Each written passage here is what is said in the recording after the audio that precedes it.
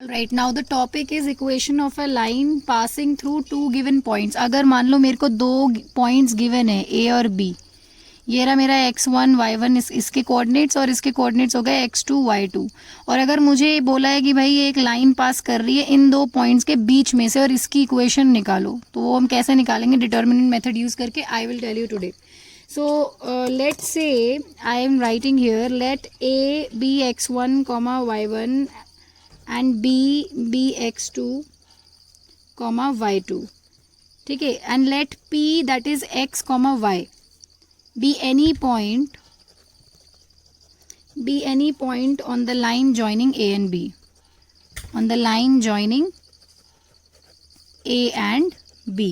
सो ये जो पॉइंट है ना, इसको मैंने P मान लिया, भाई ये इसके थ्रू पास कर रहा है, A और B को ज्वाइन कर रहा है। ऑफ कोर्स ही बात है बेटा, अगर आप ध्यान से देखोगे तो ये जो P है ना, ये भी A और B वाली लाइन पर ही लाई कर रहा है। That means A P B क्या होने चाहिए? कोलिनियर होने चाहिए। सिंपल, सॉल्व हो गया। लास्ट लेक्चर में, लास्ट वीडियो में मैंने आपको क्या बताया था कि अगर तीन पॉइंट्स को कोलिनियरिटी इनकी प्रूव करनी है तो क्या करना होगा? Area of a triangle, suppose करो ये तीनों पॉइंट्स ट्राइंगल के वर्टिसेस हैं और उस area of triangle that is area of A P B triangle को मेरे को 0 के बराबर निकालना है। अगर ये कोलिनियर है तो मतलब वो 0 के बराबर हो जाएगा उसका एरिया। तो now what are you going to do? We are going to do nothing, but अब हम क्या करेंगे, यहाँ से मुझे पता चलता है A P B are collinear. अगर वो P उस लाइन पर, यहाँ पर मतलब वो P कोई पॉइंट है जो कि इन दो लाइन के बीच में लाई करता है, तो डेफिनेटली वो उस लाइन पर लाई करेगा and therefore A P B are collinear. अब कोलिनियरिटी के लिए मैंने आपको बेटा क्या बताया था? अभी आपका x1 ये रहा, ये इसका x ये रहा और ये x2 है। तो आपने कुछ नहीं करना है, आपने जो वैल्यू आपको अननोन है दैट इज x और y, उसको पहले लिख दो। x x1 x2, y y1 और y2, और नेक्स्ट वाला जो लास्ट कॉलम है वो तो 1 1 1 ही रहेगा और इसको इक्वेट कर दो 0 के। ऑलवेज रिमेंबर, अगर आपको equation of line passing through two points और passing between the two points, कोई दो पॉइंट्स गिवन है उसके बीच में से कोई लाइन पास कर रही है, उसकी इक्वेशन निकालनी है, तो ऑलवेज रिमेंबर ये जो इंटरसेक्शन पॉइंट है एक्स वाई, पहले आप एक्स वाई को लिख दो, फिर x1 y1 x2 y2 और बाद में 1 1 1 लिख दो।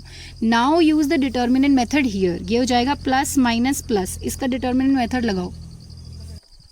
सबको कुछ नहीं करना, आपको इस डिटर्मिनेंट को खोलना है और उसको इक्वेट टू 0 कर देना। That will give you the equation of that line. Now let's say मैं आपको एक क्वेश्चन करवाती हूँ इसी पे बेस्ड। क्वेश्चन बोल रहा है फाइंड द इक्वेशन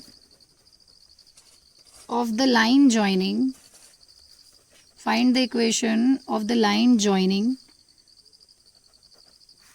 ए दे रखा है आपको 1,3 एंड बी दिया हुआ है आपको 0,0। 0,0 क्या होता है भाई? ओरिजिन होता है। यूजिंग डिटर्मिनेंट्स, तो क्लियरली बोल रहा है उसको डिटर्मिनेंट्स यूज करके चाहिए।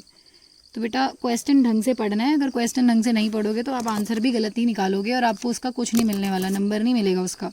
तो यहाँ पे बेटा आपका x1 ये हो गया, y1 ये हो गया, x2 ये हो गया, y2 ये हो गया। आपका डिटर्मिनेंट में हम बनाएंगे x और y, क्योंकि इक्वेशन ढूंढनी है। देख लो, अगर मैंने लाइन a और b मान लिया है, a मेरा 1,3 है, b मेरा 0,0 है और मेरे को एक लाइन निकालनी है जो इसके थ्रू पास कर रही है, तो ऑफकोर्स मैं इसको p मान लेती हूँ और इसको हम मान लेते हैं, लेट से इसका कोऑर्डिनेट हो गया x, y। तो x y पहले लिख दो और x1 यहाँ लिखो 1 और x2 इधर लिखो 0, y2 इधर लिखो 3 और y2 इधर लिखो 0 और बाकी 1 1 1 इक्वेट कर दो इसको 0 से। Now open the determinant. Determinant कैसे खोलते थे?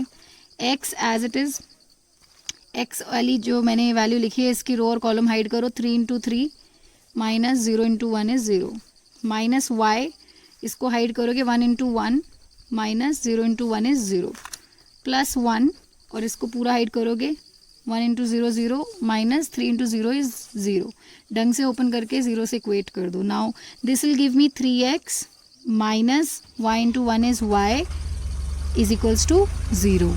So this is your required equation. 3x minus y equals to 0 is the required equation. Now you will be able to solve all the questions related to the 3 methods I told you. अभी आपको सारे के सारे question solve हो जाएंगे। अगर आपको equation निकालने के लिए आएगा, किसी भी दो पॉइंट्स के बीच में से कोई लाइन पास कर रही है उसकी इक्वेशन निकालनी है, तो आप ये मेथड लगाएंगे और आप आराम से इक्वेशन निकाल पाएंगे। Now we'll solve more questions, some more questions on these. अभी बेटा क्वेश्चन ध्यान से पढ़ो. If the points 2, -3, lambda, -1 and 0, 4 are collinear. बोल रहे वो ऑलरेडी ये 3 पॉइंट्स कोलिनियर है.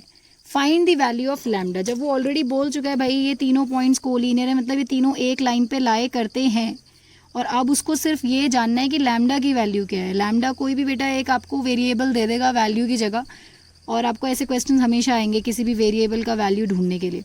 अगर ये तीनों कोलिनियर हैं, if A B C are collinear, तो मैंने आपको पहले भी बताया था अगर ये तीनों कोलिनियर हैं, इनकी कोलिनियरिटी प्रूव करनी है, या अगर ये कोलिनियर होते हैं तो इसका मतलब area of triangle A B C should be 0.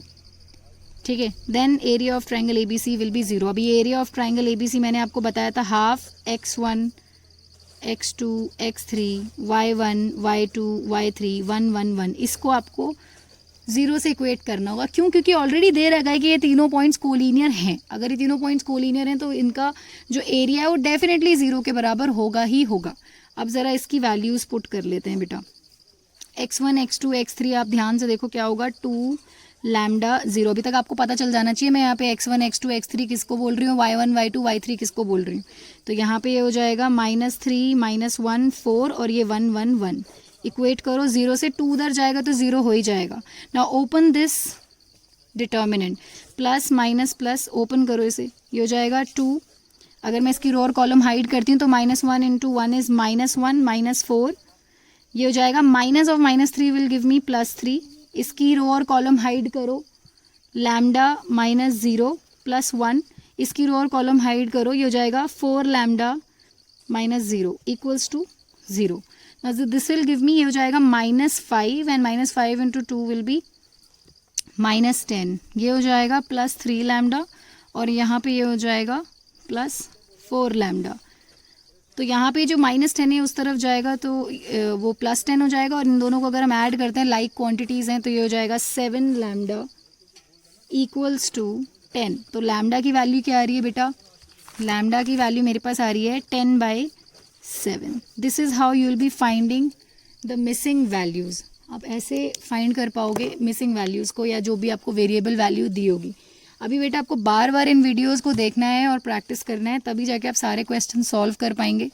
Keep watching these videos again and again so that you get the concept clearly and then you will be able to solve any question related to it. Remember आपको question ढंग से पढ़ना है, question की language पकड़ लो, उसके बाद आपको सारे क्वेश्चन आराम से आप सॉल्व कर सकते हैं.